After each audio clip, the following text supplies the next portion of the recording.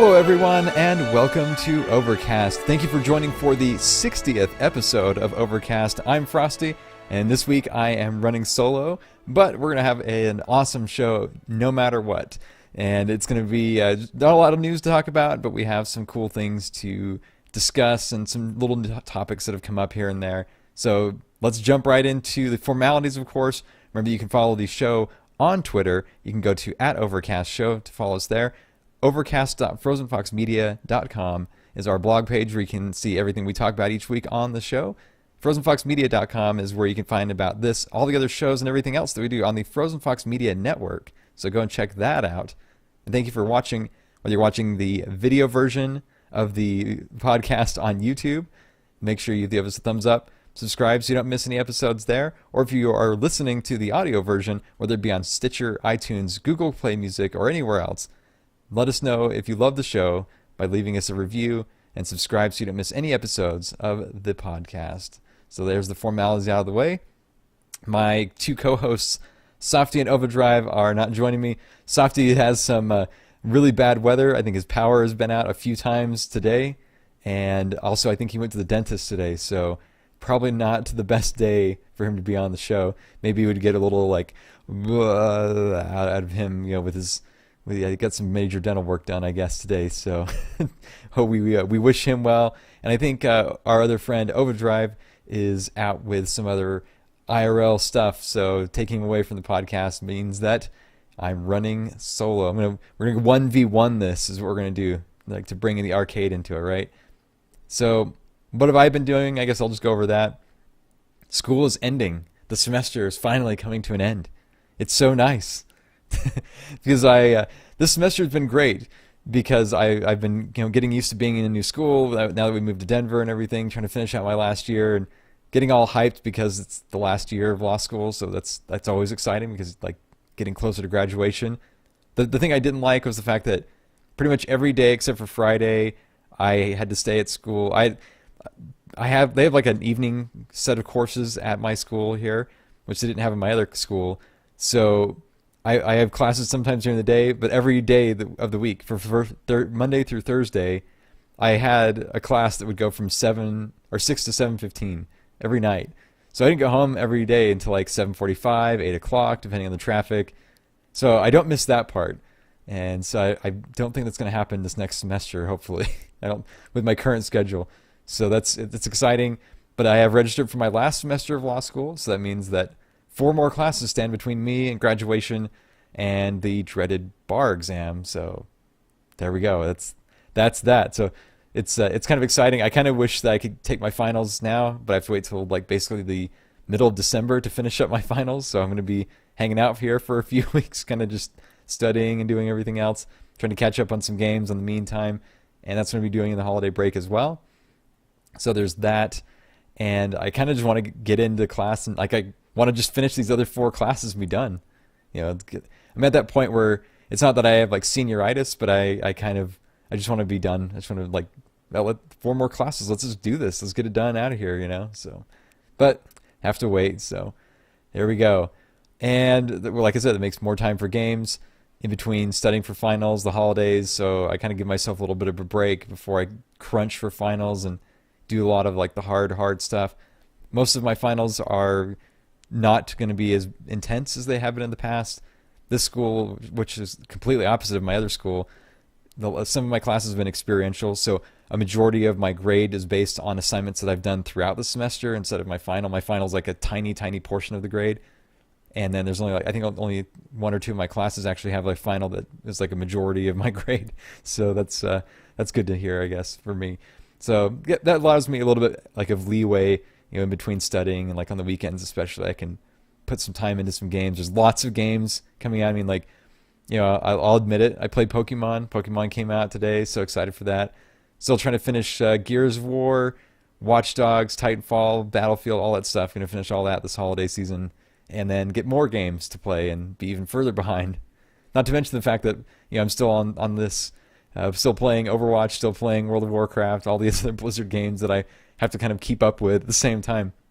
So the list just gets longer and longer, but that's the life of a gamer, especially a life of a student gamer, I think. So I'm sure a lot of you out there can feel my pain. You understand exactly what I'm talking about.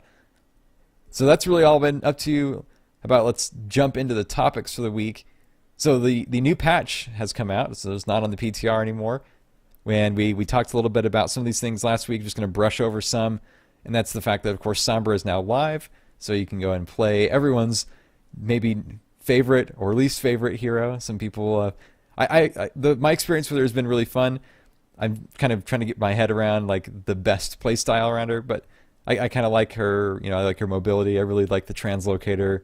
Hacking is and the EMP is pretty OP, I think, right now, but we'll see how that kind of all shakes out. But it's been pretty fun. The arcade, of course, is out, so you can have like your 1v1, your 3v3 skirmishes and everything like that. And, of course, the special rule sets, mystery heroes, and no hero switching, things like that. And, of course, Eco Point Antarctica is also out because of that, so everybody can enjoy that map. It's, we got our little tiny condensed map, I guess. And there's that. Season 3 is on its way. So the competitive play for Season 2 ends on November 23rd at 4 p.m. Pacific time. So make sure you are set for that. If you're trying to get some stuff done before the end of the season, you have till next week. And then the third season is slated to begin on November 30th. Right now is what it says, at least. November 30th at 4 p.m. Pacific time. That's when the Season 3 will start. And that will be that kind of the kickoff for the new season.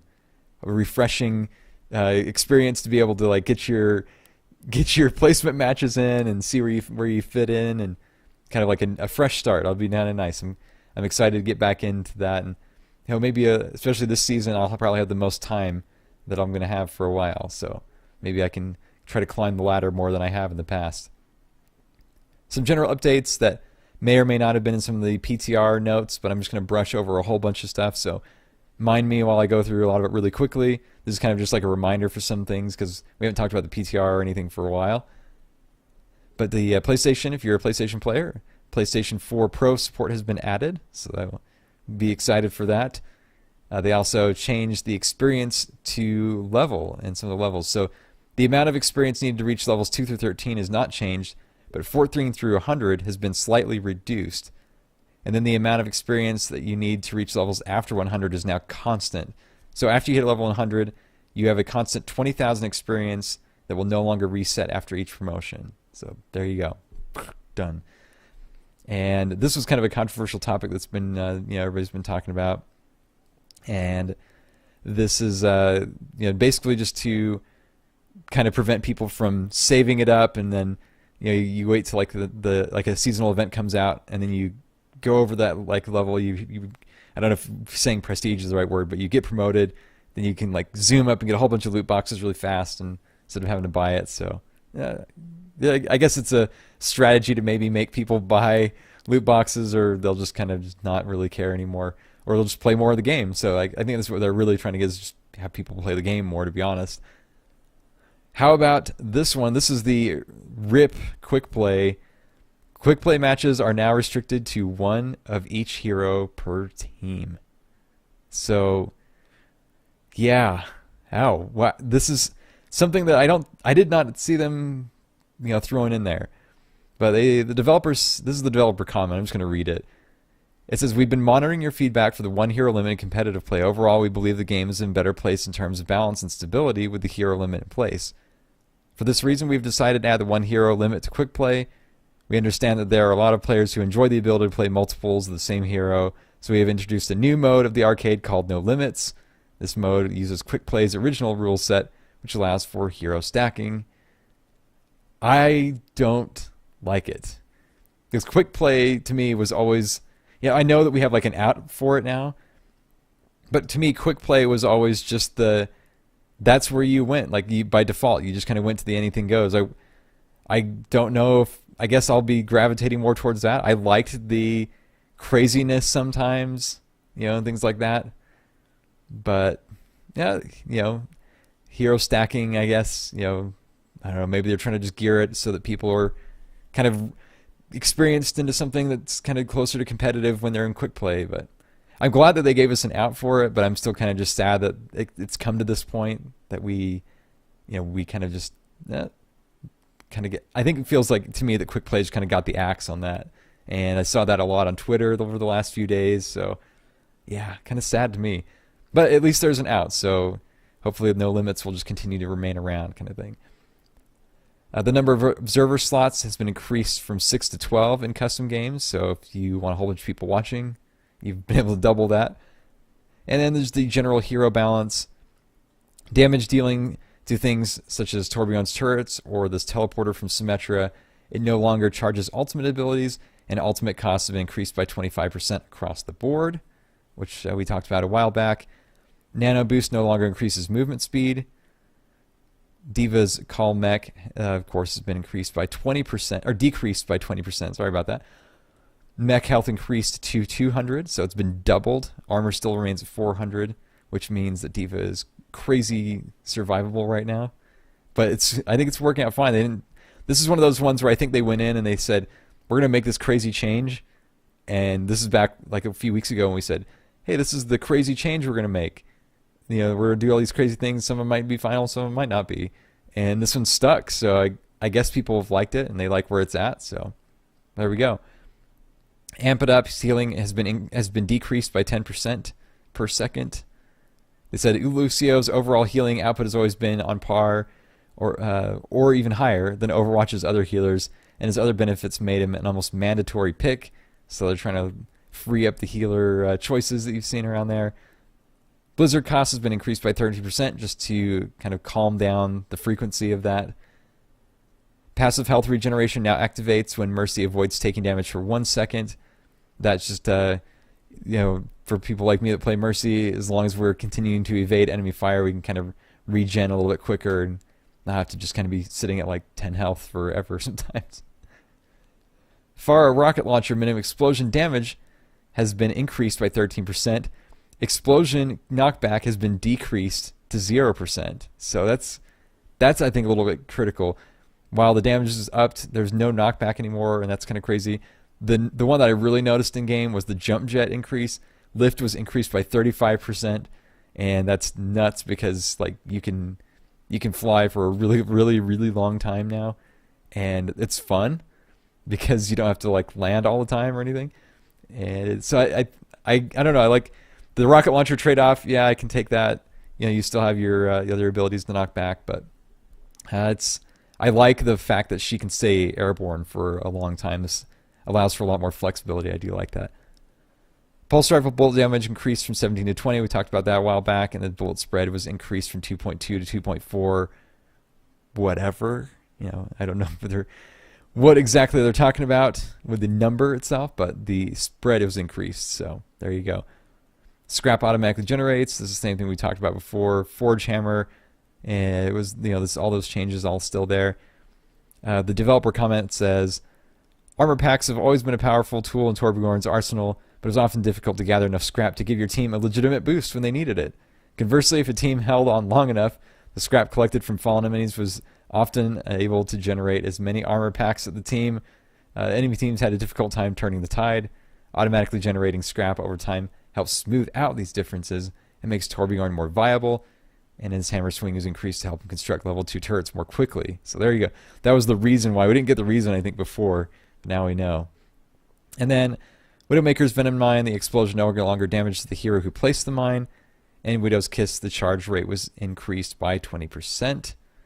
And Zarya's Particle Barrier, her particle and projected barrier changes still in play just like they were before. So there you go. That's kind of like the changes that we already had.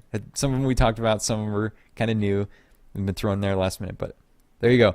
Go and enjoy the new patch. It's been a lot of fun. Of course, Sombra's in there and it's mixing things up, and just kind of, you know, live this last week of the season to the fullest before we have our little like fall break, you know, after Thanksgiving-ish, and then we get back into competitive play and all the other fun stuff, and see if there's any balance changes that will be coming down the pipeline. So let's talk about something else that happened, and that is the fact that Overwatch First Strike. So this is the graphic novel that we talked about, I don't know, probably forever ago at this point. But this was kind of like the old story, you know, of Overwatch and everything. And Michael Shu said that it has now been canceled. Said, I wanted to let you know that we've decided to cancel the release of Overwatch First Strike graphic novel. We are grateful to the team for their fantastic work they put into it. We've ultimately decided to take the story in a different direction. So there you go. It's kind of interesting. So like the change is, they've done some kind of background change to the story. I wonder what it looks like, how far they got into it. But I think there's still something coming down the pipe. It might not be what we expected, but we shall see. They did say, in the years since First Strike's conception, we have done a lot of development in the universe and its stories. While the core of the story remains, we have changed and expanded on how we see the events taking place during the first days of Overwatch. So for now, the early adventures of Gabriel Reyes, Jack Morrison, Anna Amari, Reinhardt, Wilhelm, Torbjorn Lindholm, and more wait for another day. But we know that this is a story that you are excited about, and it's one that we still plan to tell. So it's still coming down the pipe. What story we're gonna get, who knows, but it's still coming. It's just not gonna be what we thought it was. But I'm fine with this. They say Overwatch, the First Strike was canceled. I look at it more as it was postponed, and the inception of this story that was being written for this graphic novel probably was made up years and years ago at this point. And now we're just saying, we've got more characters in the game. There's more lore about the game. There's more interest in the game, of course. And I think this is a chance for them to go back and kind of like polish it up, maybe tell a different story, or maybe they can even expand on the story they wanted to tell in a way. But I'm excited to see what they come up with. And, I'm fine if they want to take their time and make it even better. That's great. I just want all the physical copies of all the comics that came out. So put those in a book and I'll buy it. And then there was more awards won. The Golden Joysticks happened, and the reports came out of all the winners this week, and Overwatch won quite a few.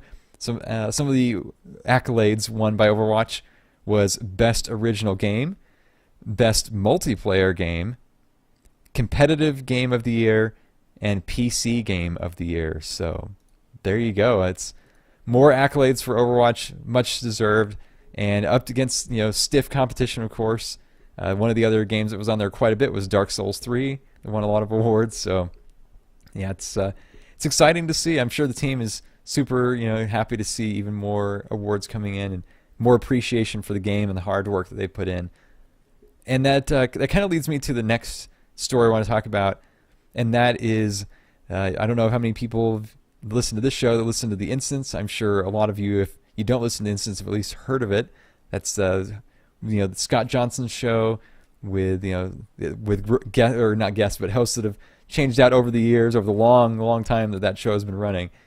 But Scott, he a lot of times has occasion to talk with Chris Metzen, and this last week we got an interview with Chris that was very touching, and it does touch on some points concerning Overwatch, and it's a fantastic listen.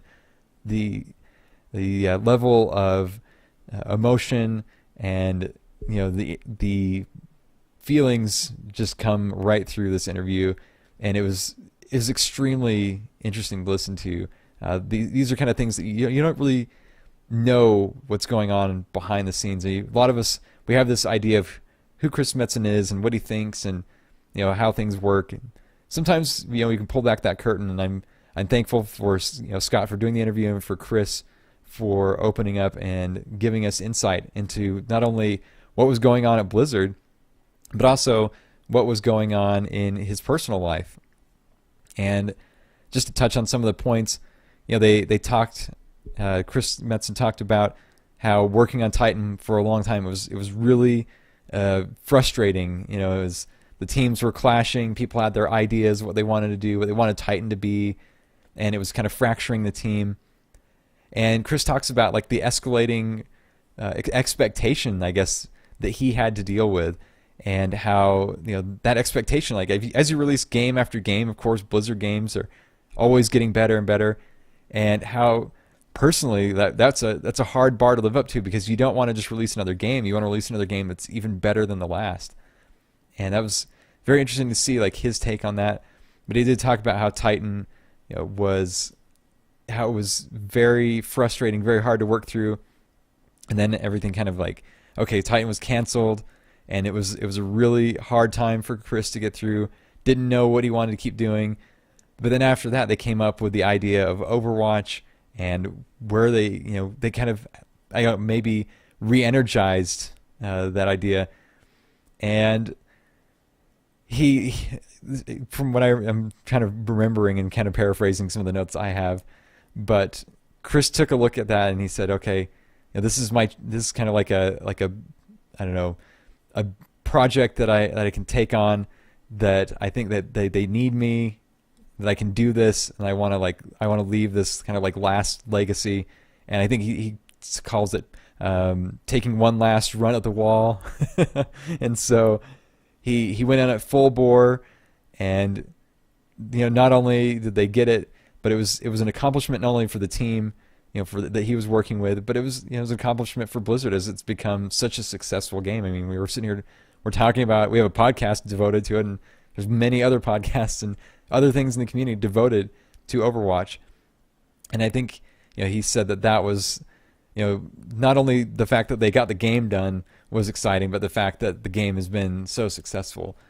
I don't know if that's pretty much the Overwatch part of it. And so the other part of the interview that really takes hold and was personal to me, and I'm sure to a lot of other listeners out there. I've talked with Scott about this, about this interview, and we both agree that this has far-reaching effects. I mean, if you listen to the interview, Chris will recount his experiences with anxiety, which is something that not only has Scott Johnson dealt with, as he talks about it in the interview and other places.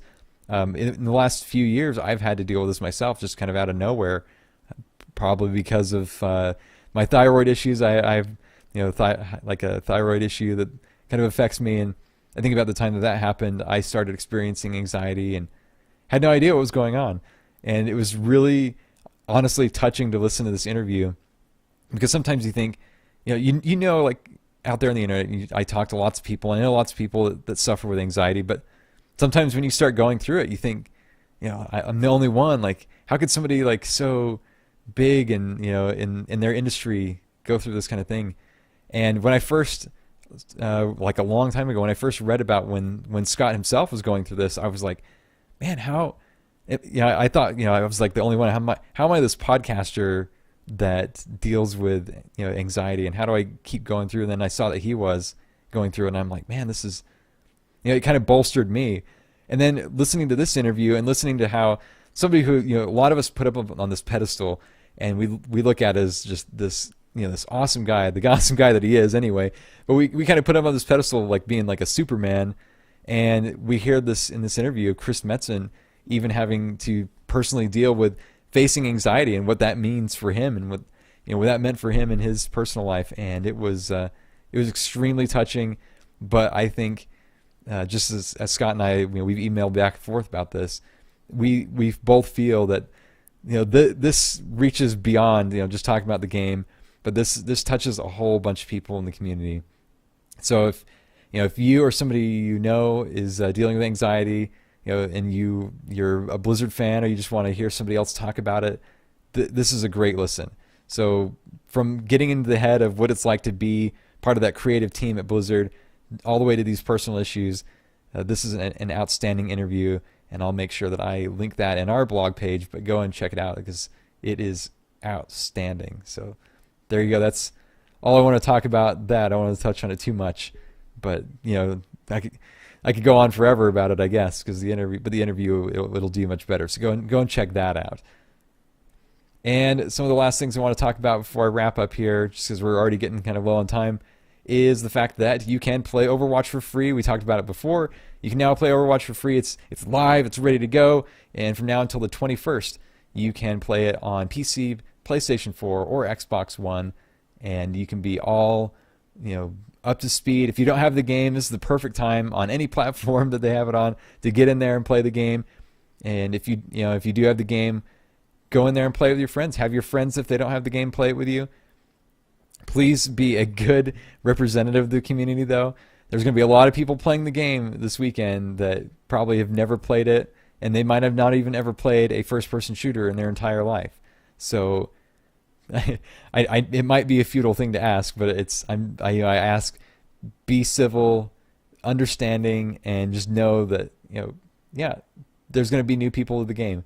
All of us were new at one point, whether we educated ourselves highly from the moment that we learned of Overwatch, or if we just picked up the game last week.